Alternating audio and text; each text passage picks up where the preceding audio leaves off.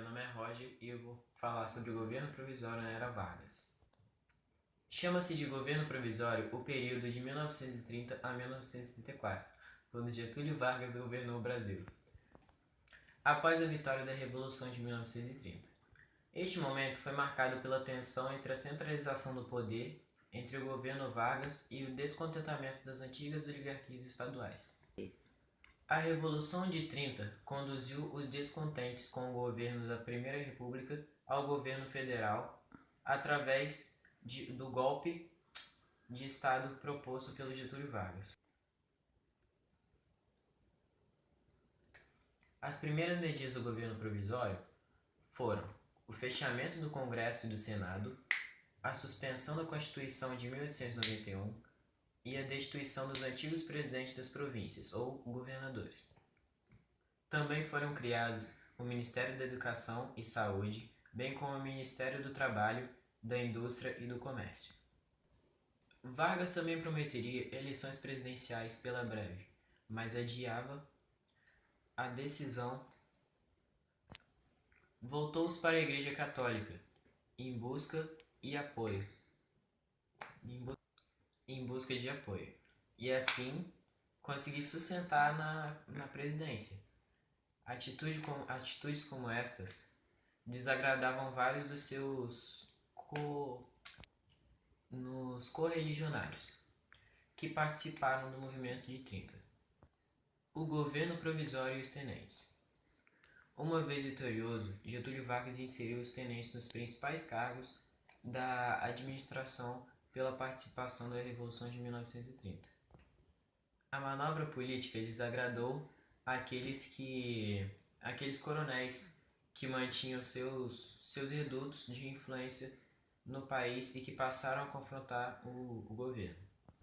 Os tenentes passaram a controlar os estados com o nome de intendentes, após a disposição dos antigos presidentes estaduais ou governadores eleitos.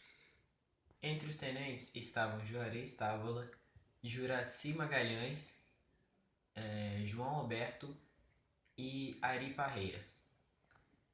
No entanto, havia civis que Maurício de Lacerda e Pedro Ernesto, que também participavam deste movimento. Juarez Távora é denominado delegado do Norte, dos Estados do Norte, que compreendia do Espírito Santo ao Amazonas. E João Alberto, inventor de São Paulo. Por sua parte, Juracy Magalhães é escolhido como o interventor da Bahia e Ari Parreiras do Rio de Janeiro. Pedro Ernesto é inventor do Distrito Federal e Maurício de Lacerda serviu como embaixador no Uruguai e pouco depois rompe com Vargas, com o presidente Vargas. Um ano depois da Revolução do Governo Provisório, adotou o Código dos Interventores, que limitava o poder dos tenentes nomeados. Além disso, os proibia de contrair empréstimos no exterior e ter forças policiais superiores ao Exército Nacional. Os militares unidos em torno do Clube 3 de Outubro, com sede no Rio de Janeiro, debatiam instrumentos para consolidar as Forças Armadas. Dessa maneira, apoiam a reforma trabalhista. Dessa maneira, se posicionam contra a convocação de uma Assembleia Constituinte. Com isso, os grupos oligárquicos, contudo, cobravam as eleições e reforma constitucional, porque deste modo passaram a desafiar Getúlio Vargas na tentativa do fortalecimento do poder político dos tenentes. Bom, o descontentamento dos grupos oligárquicos liderados pelos paulistas marcaram o início da Revolução de 1932 em São Paulo, no estado de São Paulo. Os objetivos deste levante eram a convocação de eleições para os cargos executivos, e também para a formação de uma Assembleia Constituinte. Diante da recusa do governo, os paulistas pegam em armas, mas a revolta sufocada por Getúlio Vargas. De todas as maneiras, um ano depois era instituída a Assembleia Nacional, que promulgaria a nova Carta Magna e elegeria como presidente o próprio Vargas. Entre as definições da nova Constituição de 1934, estava a eleição por voto direto e secreto, mandato presidencial de 4 anos e a criação de deputados por categoria profissional. Com a nova Carta Magna, o governo provisório e o movimento tenentista chegariam ao fim, e era Vargas entra na fase denominada governo constitucional. Depois do governo provisório de Vargas, que foi de 1930 até 1934, instituiu-se um governo chamado Governo Constitucional, que durou de 1934 até o fim de 1937. E neste governo ascenderam-se 2 movimentos revolucionários, que foram conhecidos como a ANL e a AIB.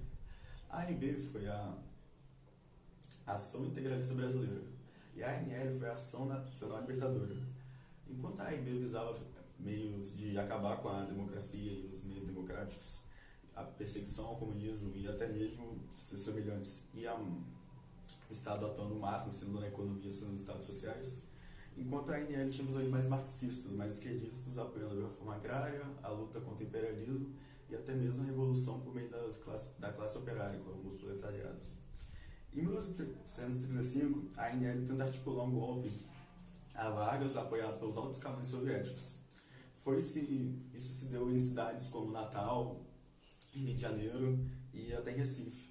Porém, como foi mal articulado e também não teve apoio de outros estados, o golpe foi particularmente combatido por Vargas e pelo governo de seus.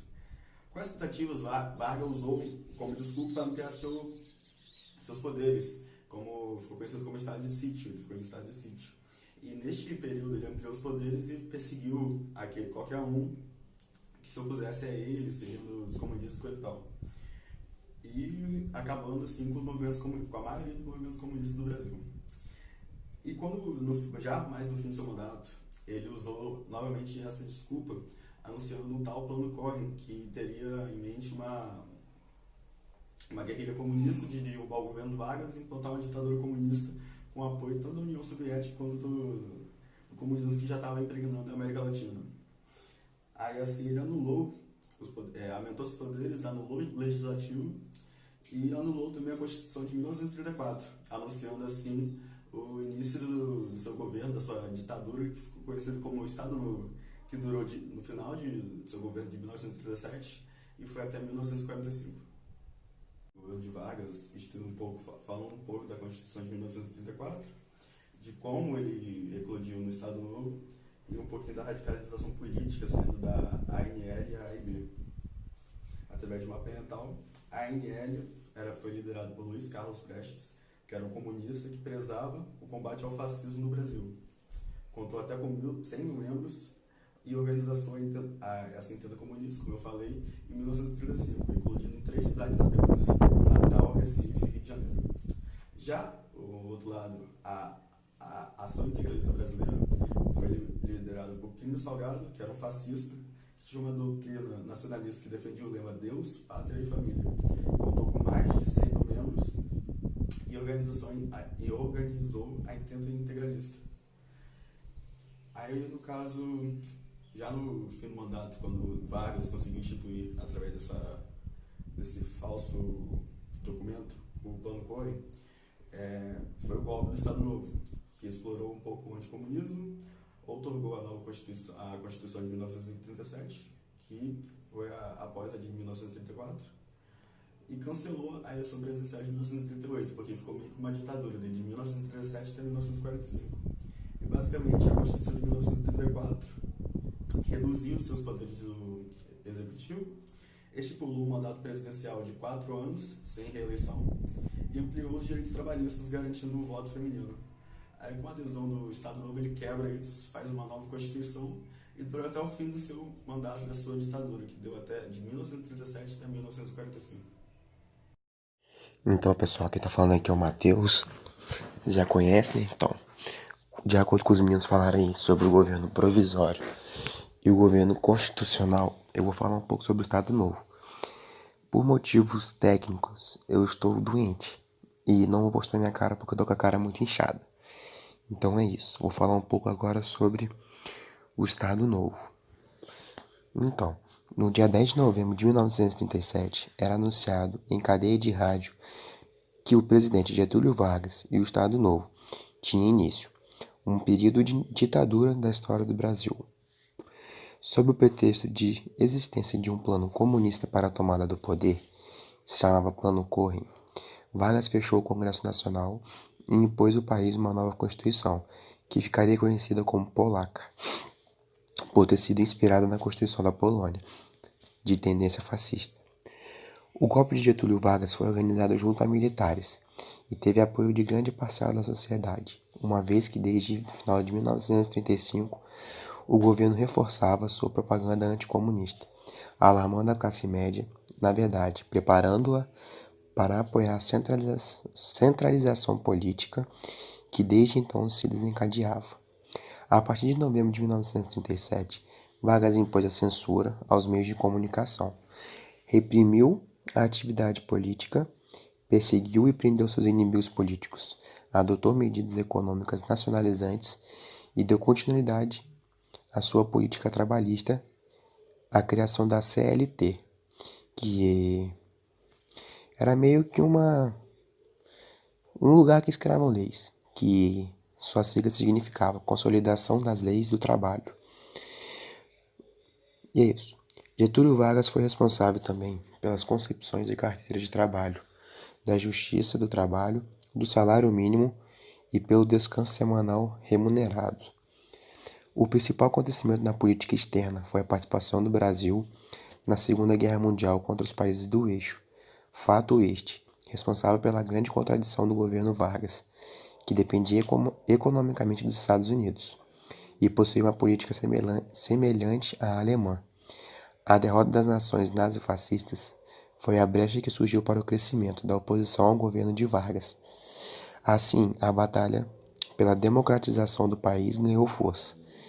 O governo foi obrigado a indultar os presos políticos, além de constituir eleições gerais, que foram vencidas pelo candidato oficial, isto é, apoiado pelo governo, o general Eurico Gaspar Dutra. Nisso chegou o fim da era Vargas, mas não o fim de Getúlio Vargas, que em 1951 retornaria à presidência pelo voto popular, concorrendo pelo Partido Trabalhista Brasileiro, PTB naquela época. Neste mandato alcançado pelo voto popular, ele criou a Petrobras. Vargas, como todos sabem, ele se suicidou no Palácio do Catete em 24 de agosto de 1954, com um tiro no peito, que na sua carta de testamento que ele deixou, ele explicava os motivos de sua decisão com uma frase célebre, dizendo: "Deixo a vida para entrar na história". Então, algumas curiosidades sobre Getúlio Vargas introduziu culto à personalidade ao líder, desfiles cívicos e as grandes concentrações aclamavam e cantavam juntas, em corais regidos muitas vezes por Heitor Villa-Lobos, que era um amigo de Getúlio Vargas. A era Vargas é lembrado por muitos pelas leis trabalhistas, como a instituição do salário mínimo, concretização das leis do trabalho e da carteira profissional, com semana de trabalho de 48 horas e as férias remuneradas. Então, espero que vocês tenham gostado do vídeo aí da galera e que vocês avaliem a gente com uma boa nota. Sei que a galera aí do grupo se esforçou, fez o máximo e é isso, tamo junto e é nóis.